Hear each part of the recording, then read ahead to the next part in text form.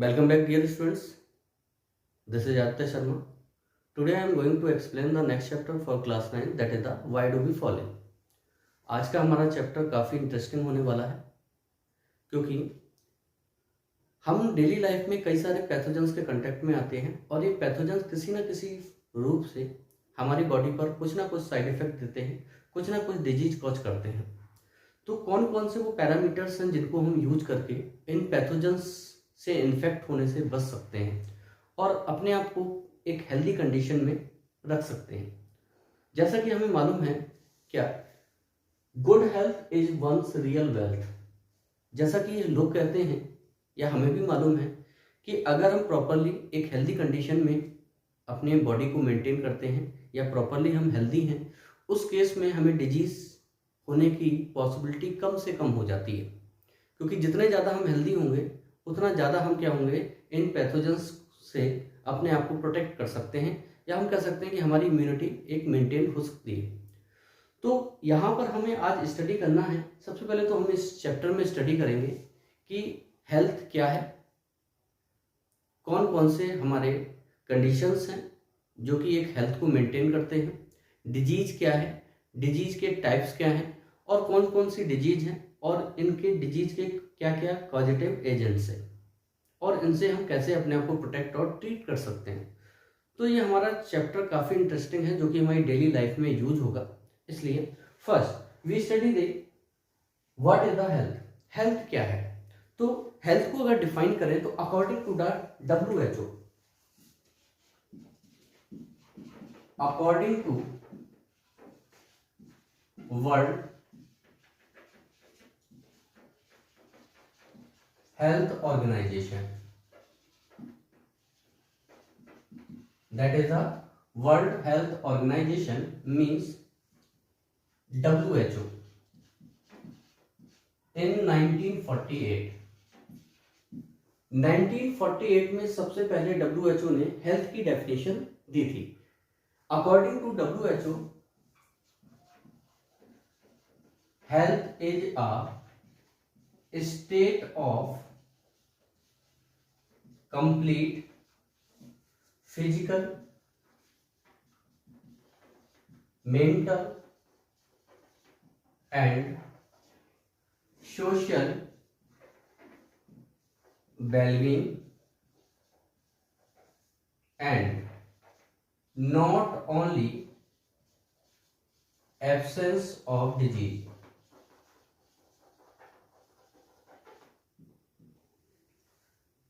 तो WHO के according अगर WHO की हम बात करते हैं तो WHO के अकॉर्डिंग हेल्थ वो स्टेट होती है जो कि कंप्लीट फिजिकल, मेंटल और सोशल वेलबींग की स्टेज को शो करता है। मतलब जो भी इंडिविजुअल है वो फिजिकली, मेंटली और सोशली हेल्दी होना चाहिए। केवल not only absence of disease not called the health. केवल अगर हम कहते हैं कि हमारे अंदर किसी भी टाइप की कोई डिजीज नहीं है तो क्या हम हेल्दी हैं? WHO इसको पूरी तरीके से मना करता है। WHO के अकॉर्डिंग केवल आपका फिजिकल हेल्दी होना ही हेल्थ को रिप्रेजेंट नहीं करता है। आपको यहाँ 3 फील्ड्स देखने को मिलेंगी। सबसे पहले आपको फिजिकली हेल्दी होना है, मेंटली भी हेल्दी होना है और साथ में आपको सोशली भी हेल्दी होना है। केवल आपकी डिजीज की एब्सेंस आपकी हेल्थ कंडीशन को शो नहीं करती है। अगर आपके अंदर डिजीज नहीं है कोई तो आप फिजिकल हेल्दी हैं। अब हमें यह भी देखना है कि आप मेंटली और सोशली हेल्दी हैं या नहीं है। ये तीनों ही कंडीशन आपकी हेल्दी हैं, means you are healthy person. तो नाउ हेल्थ क्या हो जाएगी?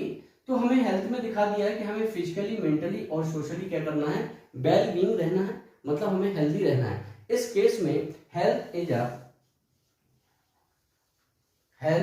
अ state of body when all organs and all systems are functioning properly and a perfect balance maintain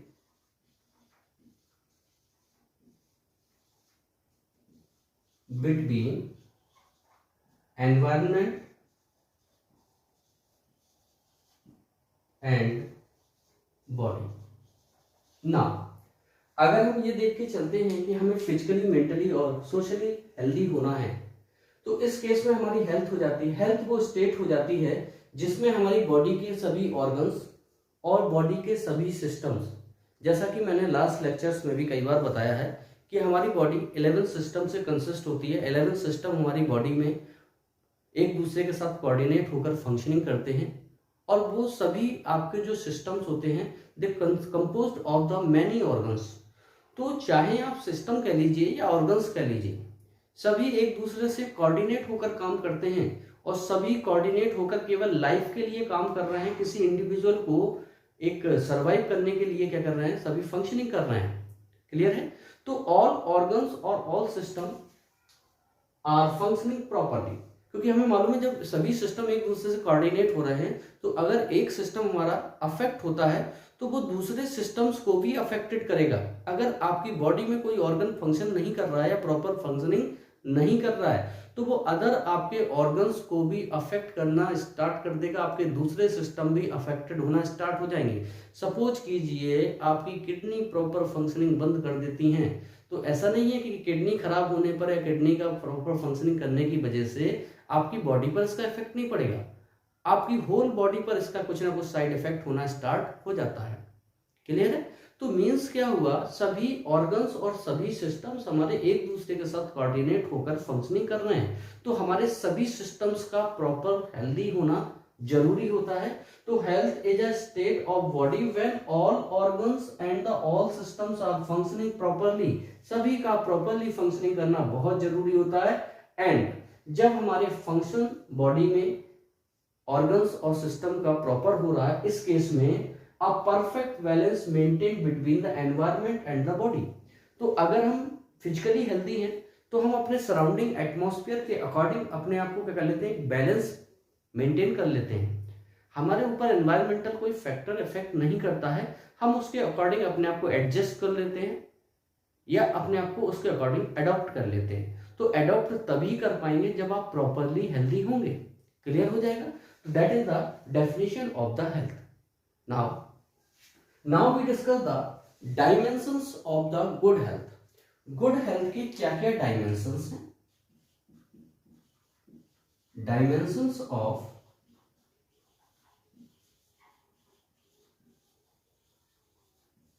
good health,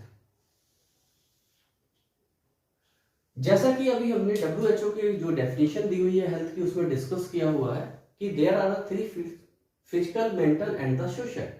तो अगर हम फिजिकली, मेंटली और सोशली हेल्दी हैं, now we are healthy.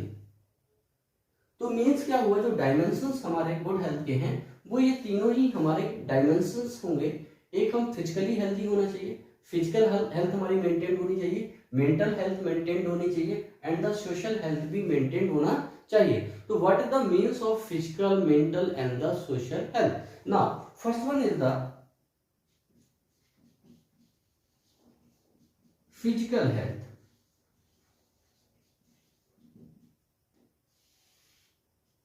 Physical health means हमारा physically और body की functioning. तो जैसा कि हमने अभी डिस्कस किया था कि वो स्टेट जिसमें बॉडी के सभी ऑर्गन्स और बॉडी के सभी सिस्टम प्रॉपरली फंक्शनिंग करते हैं, तो इस कंडीशन को हम फिजिकल हेल्थ कहते हैं। मीन्स इट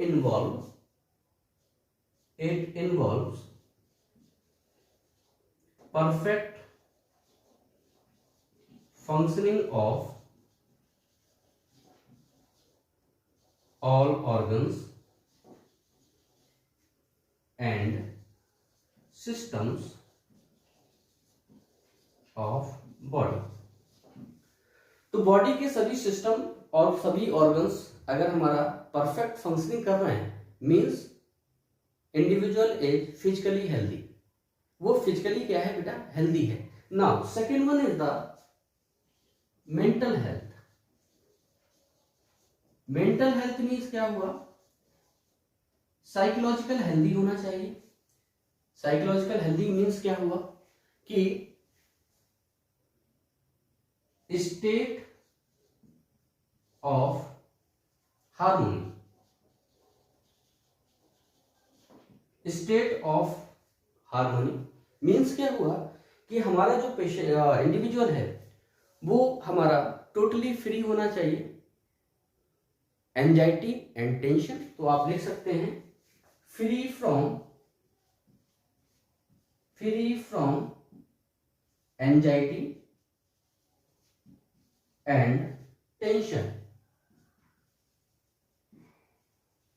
इंडिविजुअल हमारा टेंशन और एंजाइटी से फ्री होना चाहिए। साथ में अगर वो मेंटली या साइकोलॉजिकली हेल्दी है तो वो अपने एटमॉस्फेयर, सराउंडिंग एटमॉस्फेयर, अपना एक सोसाइटी और एनवायरनमेंट में एक अपना क्या करता है, एक बैलेंस मेंटेन कर लेता है। तो ये क्या करेगा, perfect balance between the individual and the surrounding maintain करेगा।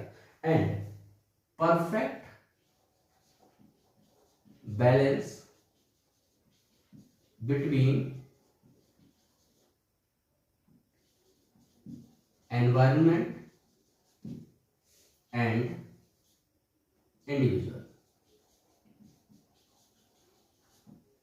तो सबसे पहले देखना मेंटल हेल्थ क्या है। मेंटल हेल्थ में हमारा जो इंडिविजुअल है वो एंजाइटी और टेंशन से फ्री होना चाहिए। मैंने बताया ना कि केवल आपके अंदर डिजीज एब्सेंस होना हेल्थ नहीं कहलाता है। हमारे अंदर किसी टाइप की कोई डिजीज नहीं, लेकिन प्रेशर बहुत ज़्यादा है, बहुत ज़्यादा हम टेंशन लिए हुए हैं, बहुत ज़्यादा हम एंजाइटी हो जाते हैं, जरा जरा सी बात में दूसरे से लड़ने लगते हैं। तो ये भी हमारा क्या है, एक फिजिकल हेल्दी हम नहीं है, सॉरी मेंटल हेल्दी नहीं है इस केस में। फिजिकली तो हेल्दी है क्योंकि हम डिजीज से फ्री हैं, लेकिन मेंटली हम क्या है, हेल्दी नहीं है। जब मेंटली हेल्दी नहीं है तो सोसाइटी में हम अपना एक जो तालमेल है या बैलेंस है वो मेंटेन नहीं कर पाएंगे। ठीक है ना।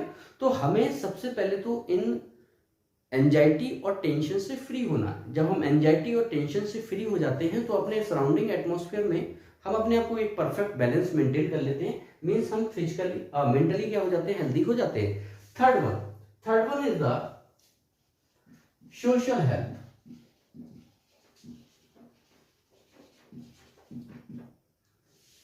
अब हम अगर बात करते हैं सोशल हेल्थ, तो सोशल हेल्थ मीन्स क्या हुआ, कोई भी इंडिविजुअल कब आपका हेल्दी होगा, जब उसके पास एक अच्छा जॉब हो, गुड जॉब, एक अच्छा जॉब हो, गुड हाउस, एक रहने के लिए उसके पास एक अच्छा हाउस हो,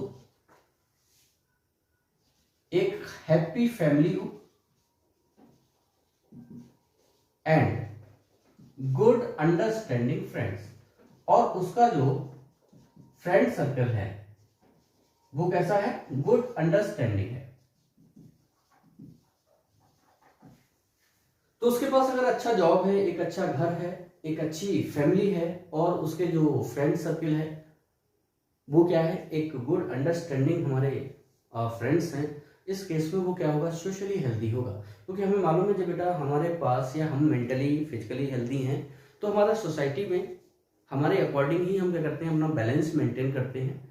हम किसी से लड़ेंगे तो सोसाइटी वाले कहेंगे भाई ये पागल है, लेकिन अगर हम सबसे अच्छा एक बिहेव मेंटेन करते हैं तो सभी हमारे लिए क्या होंगे, अच्छे होंगे।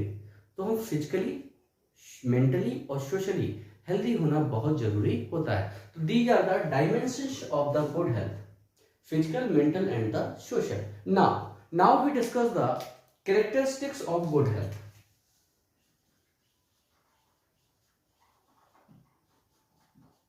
Characteristics of good health. Good health के क्या क्या कैरेक्टरिस्टिक्स हैं। तो first one, the individual should be free from sickness and disease. First point हमारा बनता है free from sickness and disease. सबसे पहले तो इंडिविजुअल में किसी भी टाइप की कोई सिकनेस और डिजीज नहीं होना चाहिए, कंप्लीटली एब्सेंस होना चाहिए। Second one is the free from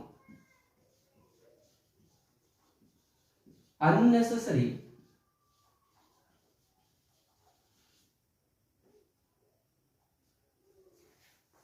anxiety. Individual में किसी भी प्रकार की अननेसेसरी एंजाइटी नहीं होना चाहिए। Third one, free from social and psychological tension. जैसा कि ऊपर बात की थी मैंने कि उसमें किसी प्रकार की एंजाइटी और टेंशन नहीं होना चाहिए, तो उसमें किसी भी टाइप की हमारी सोशल और साइकोलॉजिकल टेंशन नहीं होना चाहिए। Self confidence, next is the self confidence. जब हम पूरी तरीके से हेल्दी हैं तो हमारा एक कॉन्फिडेंस लेवल क्या होता है, बहुत हाई होता है, सेल्फ कॉन्फिडेंस बहुत हाई होता है, ठीक है ना। जब हम सेल्फ कॉन्फिडेंस हैं तो फीलिंग ऑफ जॉय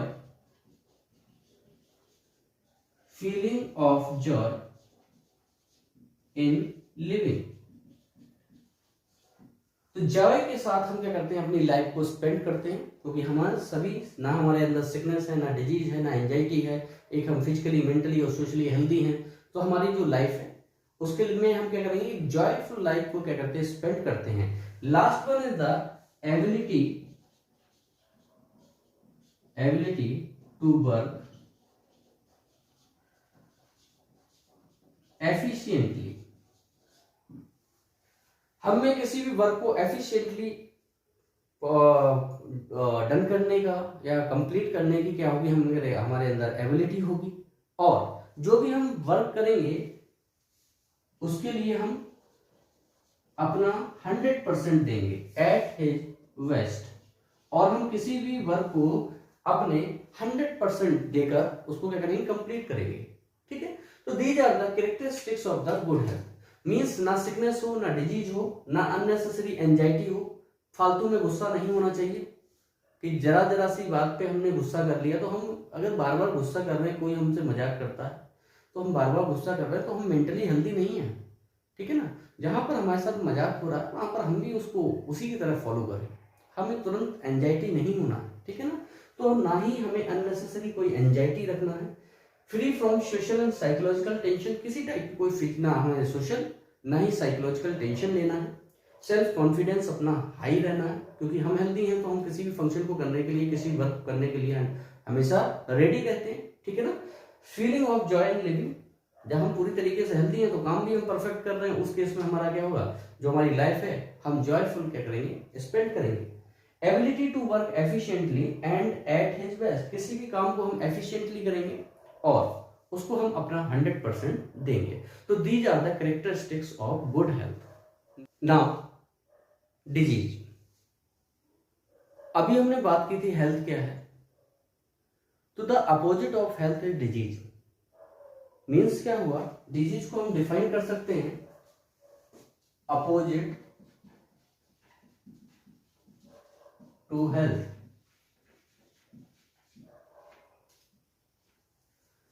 अभी हमने जो कंडीशंस स्टडी की थी कि हमें फिजिकली, मेंटली और सोशली क्या होना है, हेल्दी होना है। तो अगर हम बात करते हैं कि इनके अगेंस्ट जो कंडीशंस हैं दे रिप्रेजेंट द डिजीज, तो वो सभी क्या होती है, हमारी डिजीज को रिप्रेजेंट करती हैं। Disease term consist of two term, dis and ease. Dis means against and ease means comfort. तो disease is against to comfort. अगर कंफर्ट के अगेंस्ट हमारी जो प्रोसेस की जो कंडीशंस है वो मेंटेन होती हैं, that is known as the disease. तो डिजीज क्या हो जाएगी, disease is any condition which interfere the normal functioning of the body. Any condition कैसे डिफाइन करेंगे बेटा, any condition that interfere the normal functioning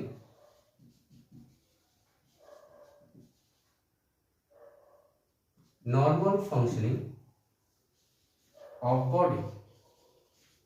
अभी हमने हेल्थ में डिस्कस किया था कि वो स्टेट जिसमें हमारी बॉडी के सभी ऑर्गन्स और सभी सिस्टम एक परफेक्ट फंक्शनिंग करते हैं, that is the healthy condition. लेकिन अगर हमारी वो कंडीशन जो बॉडी की नॉर्मल फंक्शनिंग को क्या करती है बेटा, इंटरफेयर करती है, वो क्या कहलाती है, हमारी डिजीज कहलाती है। And impairs the health, and impairs the health, health को इम्पेयर्स करती है, वो कंडीशन हमारी क्या कहलाती है, डिजीज कहलाती है। मीन्स वो कंडीशन जिसमें आपकी एक नॉर्मल, एक सिंपल वे में हम कह सकते हैं कि वो हमारी कंडीशन जिसमें बॉडी एक प्रॉपर मेंटेन फंक्शनिंग करना बंद कर देती है, ठीक है ना, तो उस कंडीशन को हम क्या कहते हैं बेटा, डिजीज कहते हैं, ठीक है। It involve morphological, psychological and the physiological disturbance. क्या करेगा बेटा, इट इन्वॉल्व मॉर्फोलॉजिकल,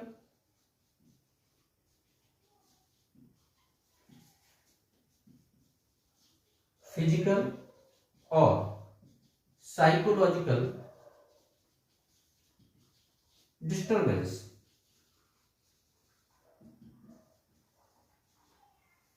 तो इसमें क्या होगा, एक तो मॉर्फोलॉजिकल, मॉर्फोलॉजिकल मीन्स होता है रिलेटेड टू एक्सटर्नल फीचर्स और बॉडी, ठीक है। फिजियोलॉजिकल कंडीशन आपकी स्ट्रक्चर से रिलेटेड कोई डिजीज कॉज होती है तो वो आपकी मॉर्फोलॉजिकल कहलाएगी। अगर आपकी फिजियोलॉजिकल है, आपकी बॉडी की जो फंक्शनिंग है, बॉडी की जो मैकेनिज्म है या ऑर्गन्स की जो मैकेनिज्म है वो डिस्टर्ब हो जाए, या फिर साइकोलॉजिकल मीन्स आपकी मेंटल डिस्टर्बेंस हो जाए इन सम बॉडी पार्ट, इन सम बॉडी पार्ट। तो जैसा हम यहाँ पर डिफाइन कर रहे हैं बेटा कि वो कोई भी कंडीशन जिसमें हमारी बॉडी की एक नॉर्मल फंक्शनिंग इम्पेयर्स हो जाती है, आपकी इंटरफेयर करती है वो कंडीशन, और इम्पेयर्स द हेल्थ, हेल्थ हमारी इम्पेयर्स होती है, that means that called the disease. और डिजीज में इन्वॉल्व क्या होगा, मॉर्फोलॉजिकल, हमारे एक्सटर्नल कंडीशन में या एक्सटर्नल फीचर्स में कोई डिजीज कॉज हो जाती है, इम्पेयर्स हो जाता है। दूसरा फिजिकल और साइकोलॉजिकल अगर हमारा डिस्टर्बेंस होता है तो ये कंडीशन हमारी डिजीज कहलाती है। अब डिजीज होने के रीजन क्या क्या है, इट में ड्यू टू, देखिए क्या क्या रीजन हो सकते हैं, इट में ड्यू टू, यहां पर हमारे 3 मेन रीजंस हो सकते हैं। इट में ड्यू टू एनवायरमेंटल फैक्टर्स, यहां पर डिजीज कॉज करने के लिए हमारे एनवायरमेंटल फैक्टर्स भी इन्वॉल्व हो सकते हैं। एनवायरमेंटल फैक्टर में आपका heat, sunlight, moisture, temperature, pressure etcetera. तो these are the factors that cause the disease. तो आपके एनवायरमेंटल फैक्टर भी इंडिविजुअल पर डायरेक्टली और इनडायरेक्टली इफेक्ट डालते हैं, जिसकी वजह से हमें कई सारे बॉडी में इम्पेयर्स और हमारे जो बॉडी की नॉर्मल फंक्शनिंग है उस पर कुछ ना कुछ इफेक्ट पड़ता है, जिसकी वजह से कई सारी डिजीज कॉज हो जाती है। दूसरा, तो first one is the environmental factor, second one is the pathogens. जैसा कि मैंने पहले भी बताया है कि हम डेली लाइफ में कई सारे पैथोजन के कांटेक्ट में आते हैं और ये पैथोजेंस हमें अफेक्ट कर सकते हैं, हमको डिजीज कॉज कर सकते हैं। जैसे कई सारे पैथोजेंस हैं आपके, जैसे virus, bacteria, fungus, protozoans etcetera. तो these are the pathogens that cause the disease. ये आपको इन्फेक्टेड कर देंगे अगर ये आपके बॉडी के कांटेक्ट में आते हैं, तो ये आपको इन्फेक्टेड करेंगे। तो पैथोजेंस भी आपकी डिजीज कॉज करने के लिए एक फैक्टर है। Next is the genetic abnormality.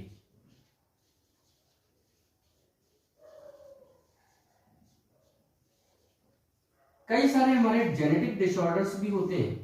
Genetic disorder means होते हैं जो कि हमें पेरेंट्स से या पेरेंट्स उन एबनॉर्मेलिटी को अपने प्रोजेनी में ट्रांसफर करते हैं।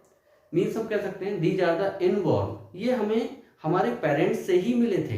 तो ये जेनेटिक जो हमारी एबनॉर्मेलिटी होती हैं, इनके 2 रीजन हो सकते हैं, या तो जीन म्यूटेशन,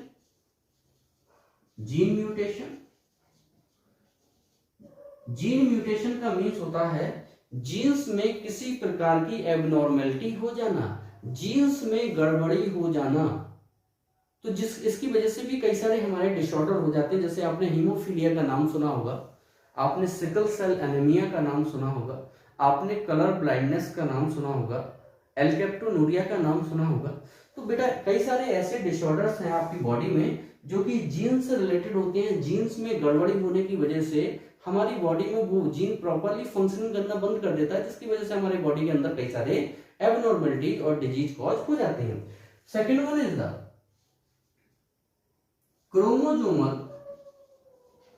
क्रोमोजोमल म्यूटेशन।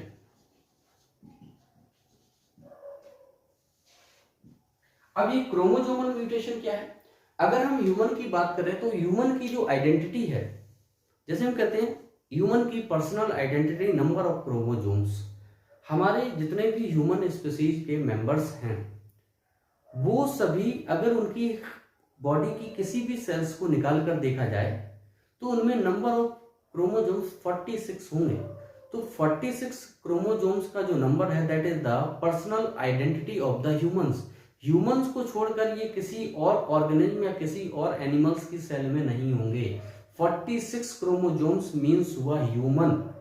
तो अगर हम 46 क्रोमोजोम्स हमारी बॉडी की हर सेल में प्रेजेंट हैं that mean we are normal. लेकिन अगर ये कहीं म्यूटेशन हो जाता है, म्यूटेशन मतलब इनमें भी कुछ एबनॉर्मलिटी, इनमें भी कुछ गड़बड़ी हो जाती है, क्रोमोजोमल म्यूटेशन, तो ये हमारे क्या हो जाते हैं बेटा डिजीज के डेफिनेशन और डिजीज कॉज करने के फैक्टर्स हो जाते हैं। नाउ अब हम बात करते हैं बेटा टाइप्स ऑफ डिजीज। कौन कौन सी हमारी टाइप्स ऑफ डिजीज है? Types of disease. तो डिजीज भी टू टाइप की हो गई, एक from birth and after birth. एक वो डिजीज जो कि हमें बर्थ से ही हमारे अंदर थी, और दूसरी वो जो कि हमारी बर्थ होने के बाद एटमॉस्फेयर के कांटेक्ट में आने के लिए हुई या आने से हुई। तो डिजीज हमारी टू टाइप की हो गई। Disease are of two types. ये हमारी टू टाइप्स की हो जाती है। पहली डिजीज हमारी कौन सी होंगी? पहली डिजीज हमारी वो होंगी जो कि हमें बर्थ से पेरेंट्स के द्वारा मिली हैं, या पेरेंट्स के जो आपके जेनेटिक एबनॉर्मलिटी या फिर क्रोमोजोमल म्यूटेशन के कारण ट्रांसमिट हो गई हैं, वो डिजीज, इनको हम कहते हैं बेटा congenital disease. First one is the congenital disease.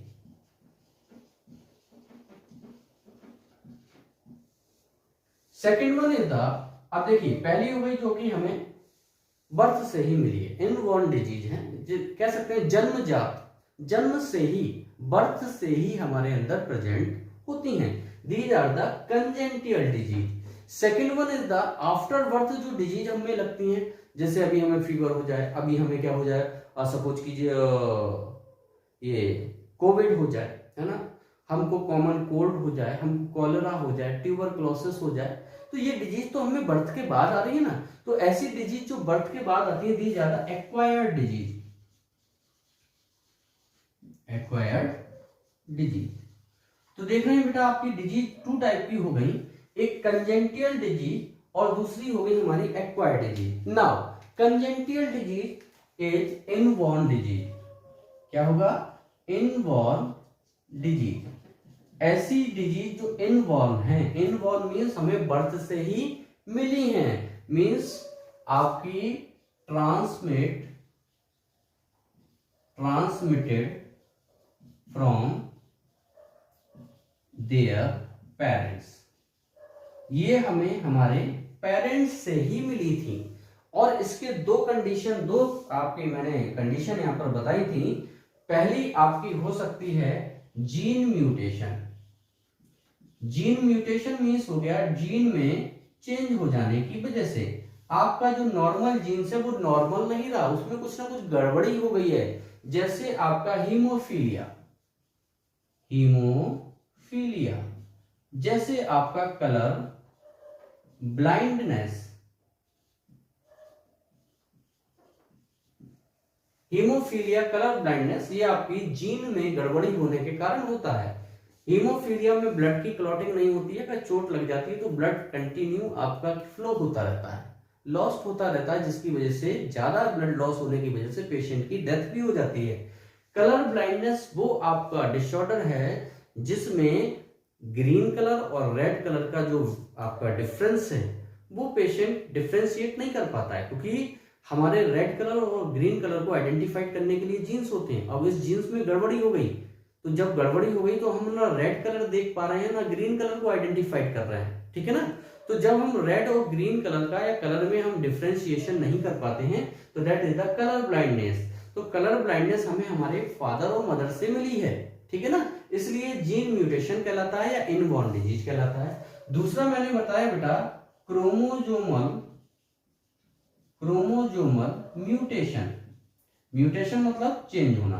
अब देखिए नंबर ऑफ क्रोमोजोम्स चेंज हो जाना, 46 से या तो कम हो जाना या 46 से ज्यादा हो जाना। नॉर्मल है 46 से ज्यादा या कम होना, दोनों ही आपकी क्रोमोजोमल म्यूटेशन कहलाता है। देखिए तो मैं एक एग्जांपल देता हूं। अगर नंबर ऑफ क्रोमोजोम्स कम हो जाते हैं, अगर नंबर ऑफ क्रोमोजोम्स कम हो जाते हैं, that is the Turner syndrome. Turners syndrome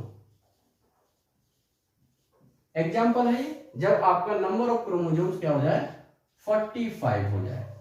एक दे देते हैं हम क्लिनेफेल्टर।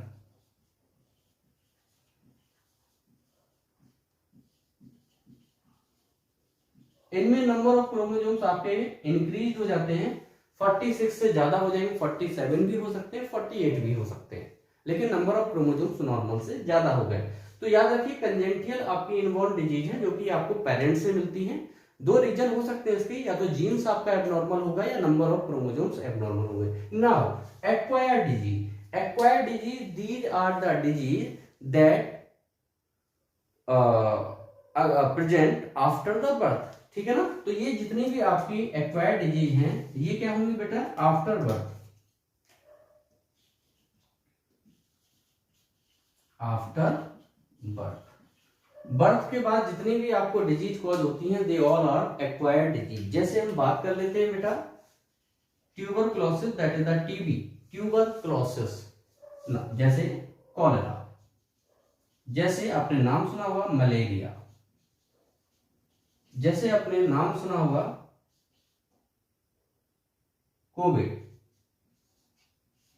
जो अभी चल रहा है वायरस, कोरोना वायरस, ठीक है ना, कोविड, ठीक है ना। जैसे बात कर लेते हैं बेटा हम डायबिटीज। तो बहुत सारी आपकी ऐसी डिजीज हैं जो कि, हाँ डायबिटीज में भी एक आपकी कंडीशन है डायबिटीज मेलाइटस। डायबिटीज भी अभी आगे जाके आप 12th में स्टडी करेंगे बेटा, डायबिटीज भी 2 टाइप की होती है। तो यहां बात हो रही है डायबिटीज मेलाइटस। तो ये सभी आपकी वो डिजीज होती है जो कि आपको बर्थ के बाद आप में आती हैं, तो इनको हमने कहा एक्वायर्ड डिजीज। तो ये हमारे हो जाते हैं बेटा types of disease. Next lecture में हम डिस्कस करेंगे कि इन सब टाइप्स ऑफ डिजीज के सब टाइप्स कौन कौन से हैं, या फिर हम बात करेंगे बेटा कि एक्वायर्ड डिजीज भी कितने टाइप्स की होती हैं, उनके क्या क्या सब टाइप्स होते हैं। तो आई होप बेटा ये आपका पूरा जितना आज हमने फर्स्ट लेक्चर में हमारा कंप्लीट हुआ है ये आपको अच्छी तरह आ गया होगा। अगर कोई डाउट्स होते हैं तो आप मुझे कमेंट बॉक्स में मैसेज कर सकते हैं, मैं उनको सॉल्यूशन करने की कोशिश करूंगा। और इसके आगे का हमारा जो लेक्चर होगा सेकंड, उसमें हम कंटिन्यू करेंगे। ओके बेटा, have a nice day, thank you.